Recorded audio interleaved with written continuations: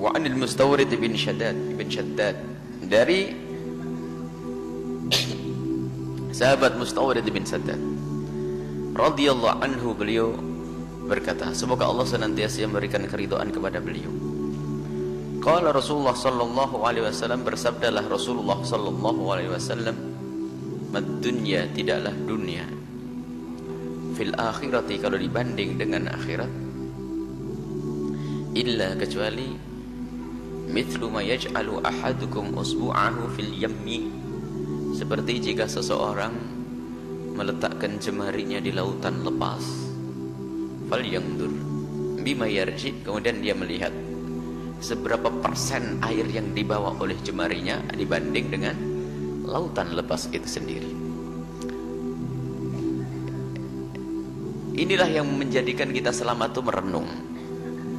Sebesar-besarnya dunia, sebanyak-banyaknya dunia, ternyata kalaupun dibanding dengan urusan akhirat, seperti seandainya seseorang itu mencelupkan jemarinya ke lautan lepas, kemudian ditarik, ada bebasahan yang ada di jemari dibanding dengan lautan lepas. Lautan lepas adalah akhirat, dan bebasahan yang ada di jemari itu adalah dunia.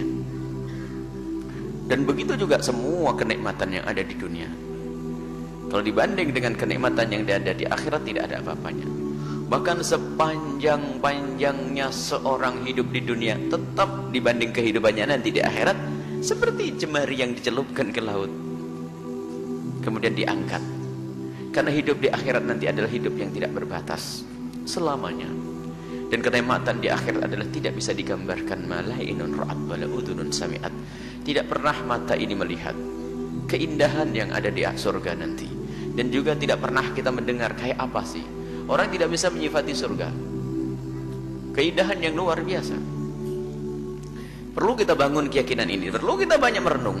Dan memang betul, kita mendengar cerita kaya Qarun sendiri sudah meninggalkan dunia itu berapa ratus tahun yang lalu. Dan kita juga mendengar kisah orang-orang kaya yang ada di kiri kanan kita yang sekarang sudah dikubur. Mungkin kita mendengar cerita orang kaya pada zaman-zaman terdahulu dan sudah tidak ada lagi di dunia. Bahkan mungkin sudah diwaris atau direbut oleh orang lain hartanya, dan begitu seterusnya.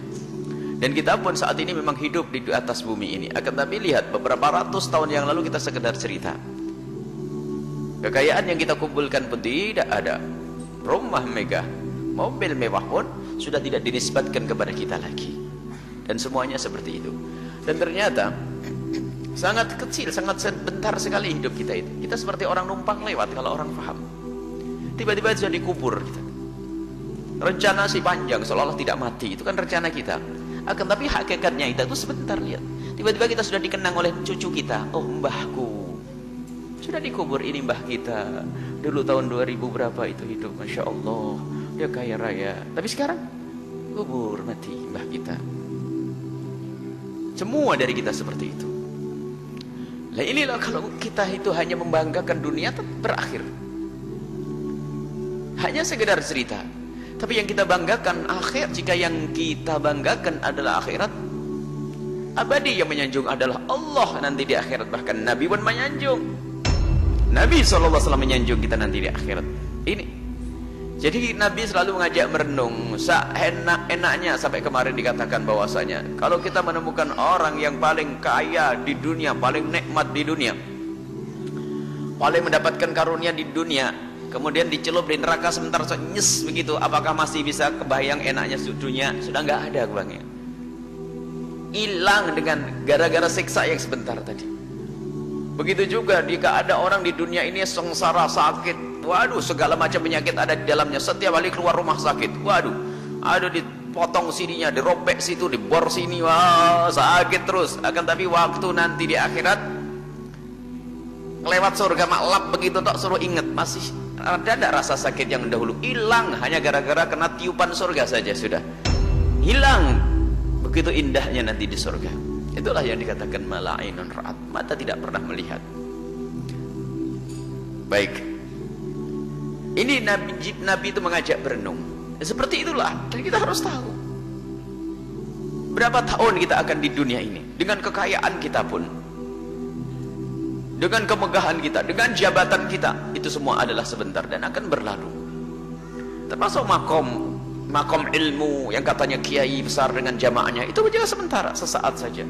Kalau tidak tulus ya akan sia-sia, hanya digemari orang di dunia, disenangi orang di dunia, dan di akhirat pun juga tidak ada. Sebab ini bukan tujuan, akan tapi tujuannya adalah setiap orang yang belajar dengan seseorang itu adalah semoga menjadi tabungan nanti di akhirat, kan begitu. Harus begitu yang ada di hatinya siapapun yang mengajari orang. Bukan hanya urusan besar-besaran jamaah atau gede-gedean pondok pesantren. Pondok pesantren akan hancur bersama gempa. Bersama hancurnya bumi ini pun akan hancur. Akan tapi nilai dan makna daripada pembangunan pondok pesantren itulah yang akan dibawa di akhirat nanti. Ayo kita semuanya cerdas dengan ini semuanya.